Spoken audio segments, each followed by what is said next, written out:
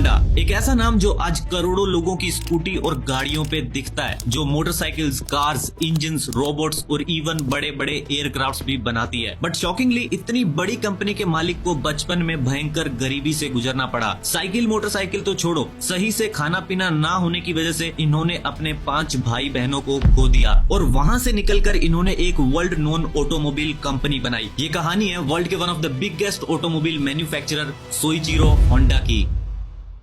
1906 में जापान के एक छोटे से गांव में जन्म हुआ सोइचिरो होंडा का। इनके माताजी बुनाई करते थे और पिताजी की साइकिल रिपेयर की शॉप थी। बचपन से ही सोइचिरो बहुत हार्ड वर्किंग थे, बट अनफॉर्चुनेटली इनके पास ज्यादा रिसोर्सेज नहीं थे। फैमिली काफी पुअर थी, इतनी पुअर की हेल्थ इश्यूज की वजह से इन्होंने अपने 7 में से 5 सिबलिंग्स को खो दिया। ऐसे में पेरेंट्स की उम्मीद सिर्फ एक ही शख्स से जुड़ी थी और वो था सोइचिरो। लेकिन ये भी पढ़ाई में बहुत कमजोर थे। टीचर्स के बहुत समझाने के बाद भी इन्हें कुछ समझ नहीं आता था। लेकिन एक चीज थी जिसमें इनका अलग ही लेवल का इंटरेस्ट था और वो थी मशीन्स। इनको बचपन से ही मशीन्स और उनकी वर्किंग बहुत फैसिनेटिंग लगती थी। जब ये मात्र 7 साल के थे तो इन्होंने अपनी जिंदगी की पहली कार देखी, फोर्ड मॉडल टी। अब बाकियों के लिए तो ये सिर्फ एक नॉर्मल सी कार थी, पर सोइचिरो को ये कार इतनी अच्छी लगी कि ये कई मील दूर तक इसके पीछे दौड़ गए। फाइनली जब कार रुकी तो इन्होंने कार को नजदीक से देखा और उसके इंजन के साउंड को फील किया। उस बच्चे के लिए ये one of the best moments में से एक था और उसी दिन कहीं ना कहीं उसने फ्यूचर में अपनी कार बनाने का ठान लिया।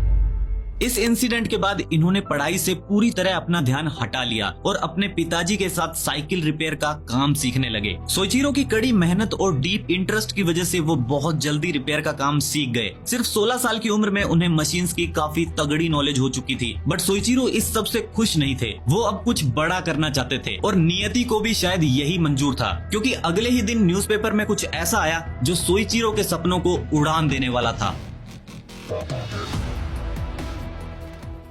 ईयर 1922 में इन्होंने न्यूज़पेपर में एक एड देखी जिसमें लिखा था कि टोक्यो के एक आर्ट शोकाई नाम के गैराज में असिस्टेंट वर्कर की जरूरत है। ये पढ़ के सोइचिरो बहुत खुश हुए, क्योंकि अब एक साइकिल रिपेयर करने वाले को कार रिपेयर का काम मिलने वाला था। तो अगले ही दिन इन्होंने अपना बैग पैक किया और टोक्यो शहर के लिए निकल गए। ये काम करने के लिए काफी एक्साइटेड थे, लेकिन गैराज पहुँचते ही इनकी सारी एक्साइटमेंट खत्म हो गई। ये गाड़ियां रिपेयर करने के इरादे से आए थे, परंतु इन्हें साफ सफाई और बच्चों की देखरेख में लगा दिया। कई महीनों तक इन्हें गाड़ियों के पास भी नहीं जाने दिया। अब होंडा के लिए ये काफी डिप्रेसिंग हो रहा था, क्योंकि जिस काम के लिए वो इतनी दूर से आए थे वो तो उन्हें करने को ही नहीं मिल रहा था। और तभी जापान में एक बहुत भारी अर्थक्वेक आ गया। लोगों के घर टूट चुके थे, बहुत से लोग रोड पे आ गए थे। ऐसे में बहुत से वर्कर्स अपनी फैमिलीज के पास जाने लगे। अब इतने सारे वर्कर्स के जाने की वजह से एम्प्लॉयज की शॉर्टेज हो गई।